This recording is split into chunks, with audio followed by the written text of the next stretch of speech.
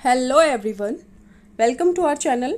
इस वीडियो में हम बात करेंगे मेडिकल प्रोसेस कैसे होता है। मेडिकल DSSB का एग्ज़ाम आपने दिया था, आपका रिज़ल्ट आ चुके हैं, फाइनल रिज़ल्ट आ चुका है और आप सेलेक्ट हो चुके हैं। ठीक है, तो उसके बाद आपका मेडिकल होगा। तो ये वीडियो आपके लिए है, आप ज़रूर से इस वीडियो को पूरा देखें और आपके सारे डाउट जो हैं वो ज़रूर से क्लियर हो जाएंगे। ठीक है, तो इस वीडियो में मैं आपको बताऊँगी कि कौन कौन से टेस्ट होते हैं, कौन कौन से टेस्ट होते हैं ऐसे। ठीक, इसके अलावा फीमेल्स के लिए कुछ खास टिप्स एंड ट्रिक्स हैं जो मैं आपको एंड में बताऊंगी। इसके अलावा ऐसा कौन सा टेस्ट है जिसमें फेल होने से आपकी नौकरी आपके हाथ से जा सकती है। इतनी मुश्किल से नौकरी लगती है, आप सभी को पता है, आप सब ने बहुत मेहनत करी होगी।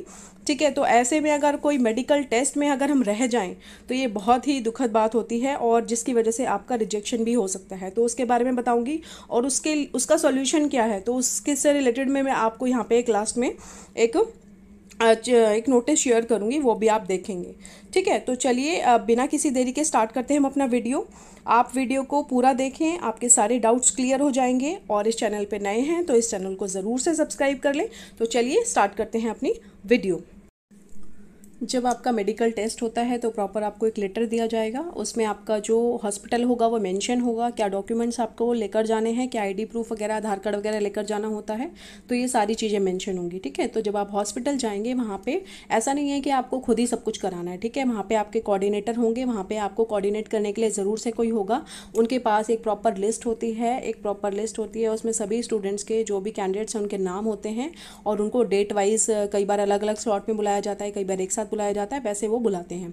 ठीक है, सिंपली उसके बाद जो है आपके कुछ टेस्ट होते हैं। टेस्ट भी कोई बहुत आपको घबराने वाली बात नहीं है कि कुछ अलग ही से टेस्ट हैं या पता नहीं क्या होगा क्या नहीं होगा, ऐसा कुछ भी सोचने की आपको ज़रूरत नहीं है। सिंपली आपके टेस्ट होंगे। अगर आप फिजिकली भी फिट हैं, मतलब नॉर्मल हैं, आप ओके हैं, तो आपको कोई भी इशू नहीं आने वाला। ठीक है, तो आपका एक ब्लड टेस्ट होगा। मैं कुछ यहाँ पे टेस्ट के नाम बता देती हूँ, कोई बहुत डीपली मैं नहीं बताऊँगी, पर जिनमें इश्यूज़ हो सकते हैं उनको मैं थोड़ा बताऊँगी। ठीक है, तो आपका ब्लड टेस्ट होगा।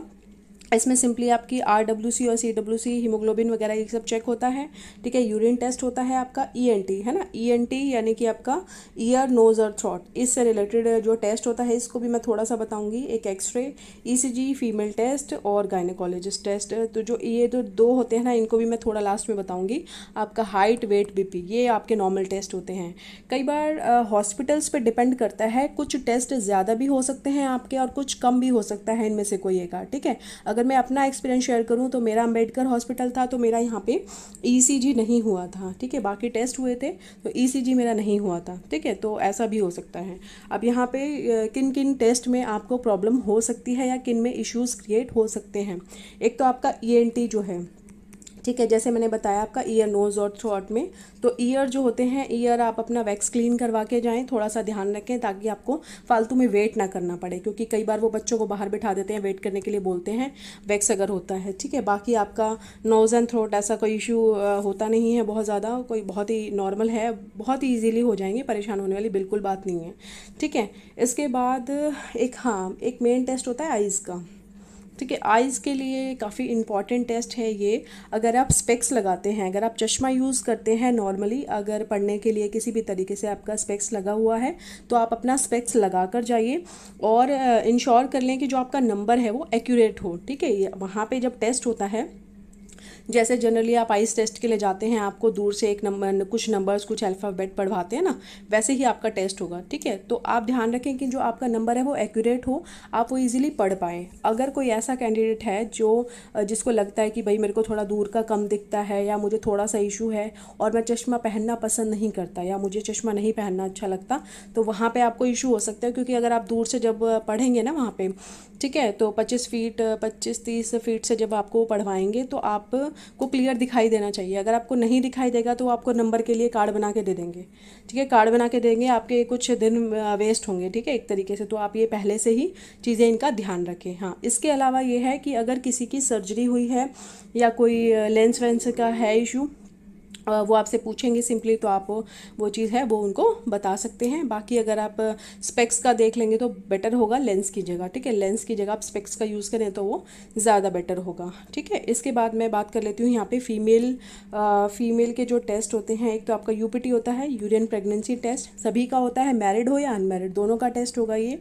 ठीक है। और इसके अलावा आपको गायनेकोलॉजिस्ट के पास भेजा जाएगा, वहाँ पर वो आपसे कुछ क्वेश्चंस करेंगे, सिंपली आपको उनका जवाब देना होगा। अम्बेडकर हॉस्पिटल मिला था, बहुत ही अच्छी गायनेकोलॉजिस्ट थी वहाँ पर, ठीक है। तो उन्होंने आपसे मुझसे सिर्फ बल्कि सभी कैंडिडेट से कुछ क्वेश्चंस किए थे सिर्फ, ठीक है। उन्होंने पूछा था कि भाई जो जनरल क्वेश्चंस होते हैं, आपकी डेट्स, आपके जो मेंस्ट्रुअल साइकिल है वो रेगुलर है या नहीं, ठीक है, कितने टाइम पर आती है, तो ये उन्होंने पूछा था, ठीक है। इसके अलावा आप उन्होंने पूछा आपको कोई और प्रॉब्लम है या नहीं, तो बस दैट्स इट, नहीं है वो कोई प्रॉब्लम, ठीक है। तो यहाँ पे जो आप कई बार होता है ना, डाउटफुल रहते हैं बच्चे कि भाई डेट्स टाइम पे आती है नहीं, इसका हम क्या जवाब दें। तो आप सिंपली, अगर आपकी ऊपर नीचे है भी 40 मान लें आपके 28 डेज़ की नहीं है, आपकी 45 डेज़ की भी है, तो भी कोई इशू नहीं है। आज की डेट में ये जो PCOS PCOD है, ये काफ़ी कॉमन प्रॉब्लम है।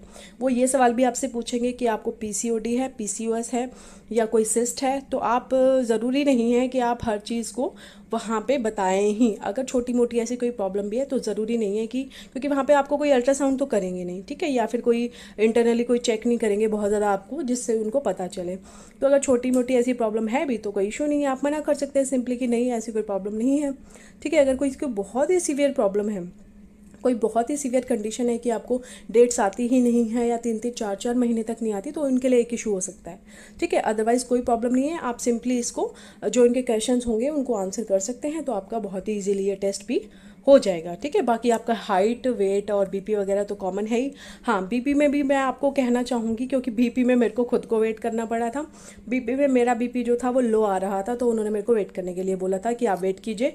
उन्होंने दोबारा चेक किया तो मेरा दोबारा लो था, तो फिर उसके बाद मैंने उनसे थोड़ी सी रिक्वेस्ट करी और उनको बताया कि मेरे साथ थोड़ी सी प्रॉब्लम है, घर में शादी है, तो बहुत ज़्यादा जो है मतलब होता है ना भाई कि आपको रेस्ट नहीं मिल पा रहा, तो फिर उन्होंने कंसिडर कर लिया था और उन्होंने ओके करके भेज दिया था, ठीक है। तो ऐसा नहीं है कि बहुत ज़्यादा कुछ आपको घबराने की ज़रूरत है। अगर आपके जो आपको हॉस्पिटल मिलता है, आपके डॉक्टर्स, आपके जो टेस्ट करने वाली हैं, वो लोग थोड़े से कोऑपरेट करेंगे और आप भी करेंगे, तो आप इजीली आपके सारे टेस्ट हो जाएंगे, ठीक है। तो यहाँ पे आपके ये वाले ही सारे टेस्ट हैं, ठीक, कोई बहुत घबराने वाली बात नहीं है।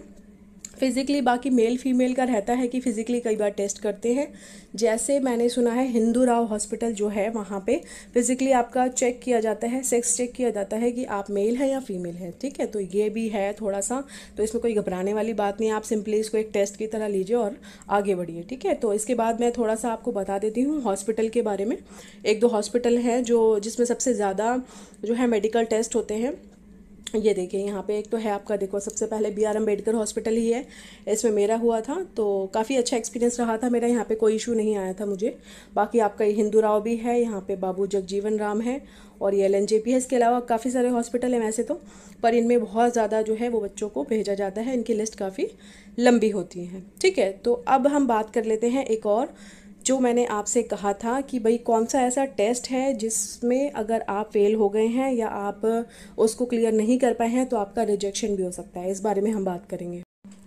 तो जिस टेस्ट की मैं बात कर रही थी वो है आपका विजन टेस्ट, ठीक है, जिसमें आपकी कलर ब्लाइंडनेस को चेक किया जाता है कि किसी भी तरह की कलर ब्लाइंडनेस तो कैंडिडेट को नहीं है, ठीक है। तो स्क्रीन पे आप देख सकते हैं, मैंने यहाँ पे स्लाइड लगाई हुई है, यहाँ पे इस तरह का टेस्ट होता है, एक बुक होती है छोटी सी, ठीक है, उसमें कुछ इस तरह की पिक्चर्स बनी हुई होती है, जैसे यहाँ पे आप स्क्रीन पे देख सकते हैं। अगर आपको इसके बीच में जो यहाँ पे एक शेप बनी हुई है, कोई अल्फ़ाबेट लिखा हुआ है, कोई नंबर लिखा हुआ है, तो वो आपने बताना होता है, ठीक है। तो ये बहुत ही इंपॉर्टेंट टेस्ट है, अगर कैंडिडेट इसमें फेल हो जाता है या फिर इसको क्लियर नहीं कर पाता तो उसका जो फाइनल सिलेक्शन है वो रिजेक्ट भी हो सकता है, उसका रिजेक्शन भी हो सकता है, ठीक है। तो आप एक बार देख सकते हैं यहाँ पे ध्यान से, यहाँ पे आप अपने आप को चेक कर सकते हैं, देख सकते हैं BCDE इस तरह से, जहाँ यहाँ पे अल्फ़ाबेट लिखे हैं, ठीक है। यहाँ पे आप देख सकते हैं, यहाँ पे नंबर्स लिखे हुए हैं 12, 33, 38, 51, 69, 74। तो आप अपने आप को चेक कर सकते हैं यहाँ पे वीडियो को पॉज करके कि आपका जो विजन है वो क्लियर है या नहीं,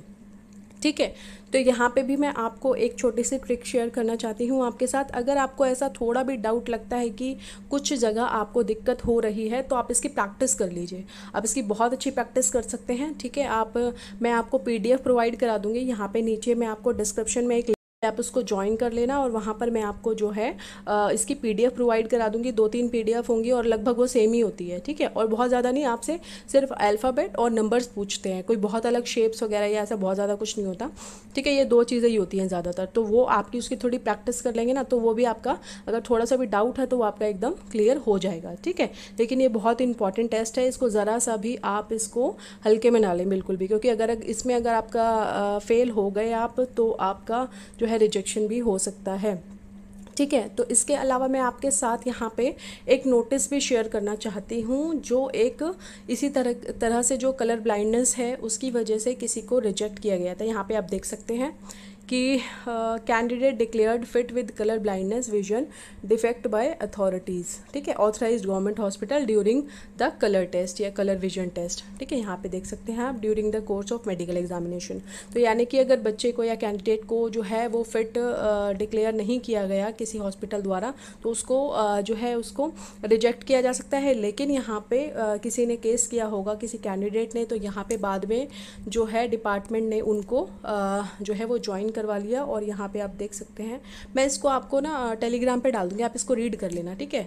कि उसमें है मेनली क्या है, वो कलर वगैरह पढ़ाने में थोड़ी दिक्कत हो सकती है, तो यहाँ पे आप देख सकते हैं अगर पढ़ाने में दिक्कत है तो वो अपनी को टीचर से उसकी हेल्प से उन चीज़ों को पढ़ा सकता है और उनको ज्वाइन करवा लिया गया। तो ऐसा भी है, अगर इन केस कोई 1-8% ऐसा हो कि भाई जिसके साथ ऐसी प्रॉब्लम हुई हो या हो जाए, ऐसा कुछ हो जाए, तो आप इसका भी यहाँ पे रेफरेंस ले सकते हैं। ये डेट देख सकते हैं आप, इसका इस टाइम का ये ऑर्डर है। तो इन चीज़ों से क्या होता है ना कि हमें फ्यूचर के लिए हमेशा रेडी रहना चाहिए कि अगर बाई चांस हमारे साथ ऐसी कोई प्रॉब्लम हो गई तो हम क्या कर सकते हैं, ठीक है। तो इस तरह से आप ये ध्यान रख सकते हैं। तो मैंने सभी जो आपके डाउट्स थे मेडिकल को लेकर वो मैंने आपके क्लियर यहाँ पे होप सो है आपके हो गए होंगे।